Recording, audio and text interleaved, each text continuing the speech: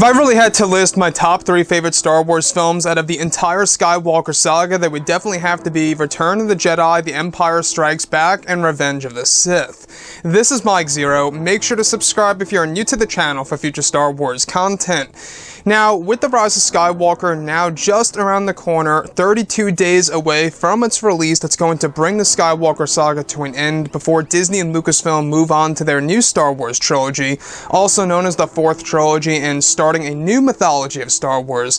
They want to wrap up the entire saga that started back in 1977, and with that being said, I really wanted to go over some of the original ideas by George Lucas of specific scenes in the third act for Episode 3, Revenge of the Sith, that released back in 2005. Now, in case you guys did not know, George Lucas had all these original ideas, all these different drafts of the other scripts related to, of course, Revenge of the Sith and Attack of the Clones, The Phantom Menace, you name it. The prequel trilogy has its moments, even though it does get a lot of criticism based on mostly with The Phantom Menace and Attack of the Clones, and Hayden Christensen's performance. However, over time, a lot of fans seem to actually enjoy Hayden's performance as Anakin Skywalker, and I gotta say, Anakin, at the end of the day, really is Hayden. I mean, Hayden is Anakin. I just feel like nobody else could have really portrayed that character, looking at it now. But with that being said, what's really intriguing about all of this is that it's actually described that back in 2003, when George Lucas was developing Star Wars Episode 3, Revenge of the Sith, is that he went through many changes to the script and the story for the third act of the film, involving characters like Yoda, Palpatine, Kenobi, and even Anakin Skywalker. It's described that one of the original scenes that took place in one of the early drafts of the film involved the iconic battle between Yoda and Anakin Skywalker on Coruscant, where it's explained that originally George Lucas had developed a storyline in one of the original drafts of the film that would explore Anakin Skywalker as Darth Vader, now fighting Grandmaster Yoda, while Palpatine would watch the battle in the background, watching both Yoda and of course Anakin battle to the death. It's explained that the scene would have involved Anakin having an equal battle and even struggling against Yoda at times, where Palpatine would eventually step in to defend Darth Vader. It's explained that this served as the original opening of the battle between Palpatine and Yoda, and that there was supposed to be a pre-battle between Anakin and Yoda inside of Palpatine's office. Now, the scene was eventually changed and left with that, of course, what was shown in the final version of the movie.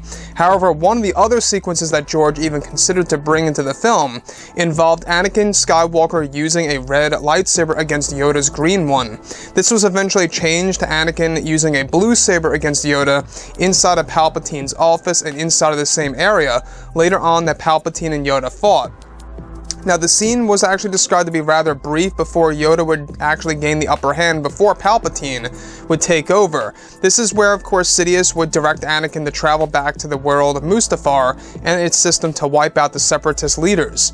Now, that would eventually, of course, lead to Anakin fighting Kenobi on Mustafar, as seen in the finalized version of the movie, where the entire third act was different before revisions to the script by George Lucas, and that George wanted to stick with Master versus Master and Apprentice versus Apprentice in the final cut, as seen in the final version of the movie.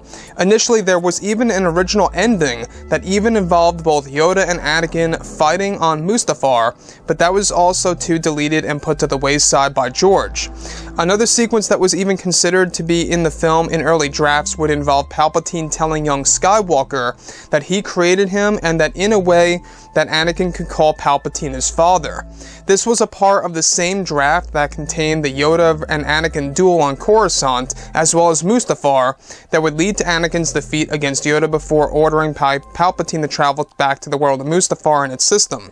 Also, when George switched over to this actual concept of Anakin fighting Obi-Wan, while both Yoda and Palpatine fought George, of course, how George wanted to actually go over that fighting sequence, considered giving Anakin a red lightsaber, but instead chose blue for Anakin since he wanted to keep that side of Vader a mystery as to how his saber was developed, which is now something, and of course explored, and somehow explored currently in the Disney canon, within the comics and of course the novels and the books. Now, more also in the early drafts of the script, Anakin was originally going to lose all 4 limbs on Mustafar against Obi-Wan. However, this was also changed because George wanted Anakin to have a dramatic moment in, of course, the moment in which of him dragging himself up the hill on Mustafar, just near the lava lake, and this was actually said to be a sequence in which there was even a sequence in which Anakin would not actually be burned in the original script, and would be left for dead without the flames in the film. However, George wanted the end of Anakin to be very dark and violent, and make the audience feel Anakin's pain.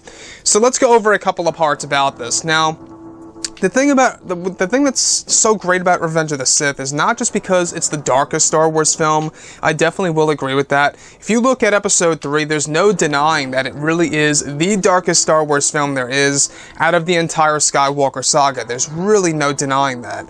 You know, you have the death of Padme, you got Anakin Skywalker burning and becoming Vader, the suit being pretty much put together onto Anakin, and we even get to see the very moment in which we see the fall of the Jedi, right? Order 66, and very dark movie, lots of sacrifices, lots of losses, and that's exactly what JJ wants to do with The Rise of Skywalker. He wants to make it the darkest Star Wars film out of the entire Skywalker saga, and let me tell you, I'm not quite sure if you can really top Revenge of the Sith. Let me go over the original draft here for one of the actual scripts of Revenge of the Sith that really kind of stands out to me a lot and would have been a very interesting way of doing things, where you would have Yoda going up against Anakin Skywalker that was actually considered and was even a part of one of the original drafts of course, Revenge of the Sith on, of course, Coruscant within Palpatine's office. So, you guys know how that battle begins between Palpatine and Yoda, where Yoda force pushes Palpatine and he gets thrown back against the wall.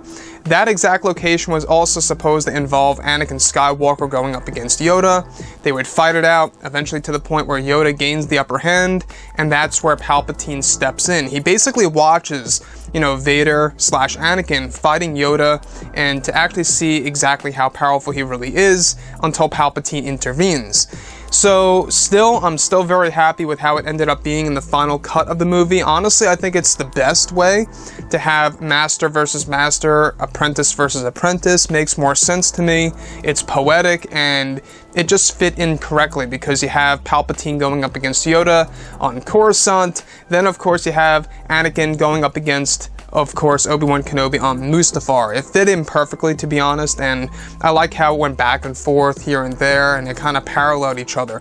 So, George Lucas, at the end of the day, the fact that he is involved with The Rise of Skywalker also gives me hope about the lightsaber duels to come in The Rise of Skywalker, and also makes a lot of sense as to why they want to do something very similar with Rey, Kylo Ren, Palpatine, and even Dark Rey in the upcoming film that's going to mirror all of the original ideas that they had in mind for original scripts of Return of the Jedi, as well as original scripts for Revenge of the Sith, etc., that will be applied to Episode 9. You can see the evolution of Star Wars and how it's all going to be applied to new Star Wars movies to come in, of course, you know, the future, the new Star Wars trilogy as well.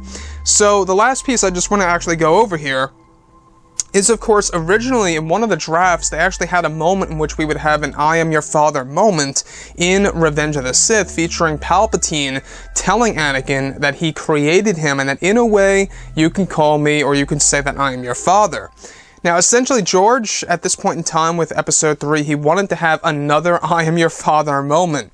And I'm kind of glad that they kind of steered clear away from that, because it would have felt a little, I guess you could say, too much like it's repeating history, like repeating itself. Yes, I understand that Star Wars is like poetry, it rhymes, but in my point of view, the poetry aspect should really apply to trilogy upon trilogy, not film after film necessarily, right? And the fact that they could have done that, I think would have been perfect, only if they set it up and if they teased it from Episode 1 to 2, etc.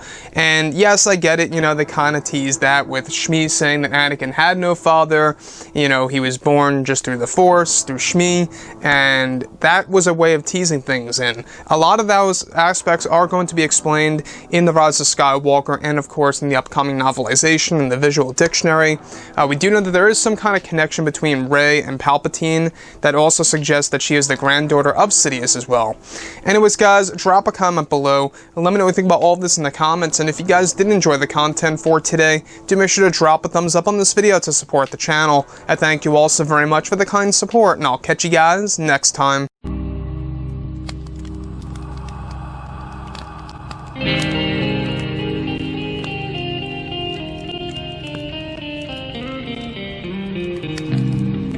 in hand, we are alone again. No hiding on one from night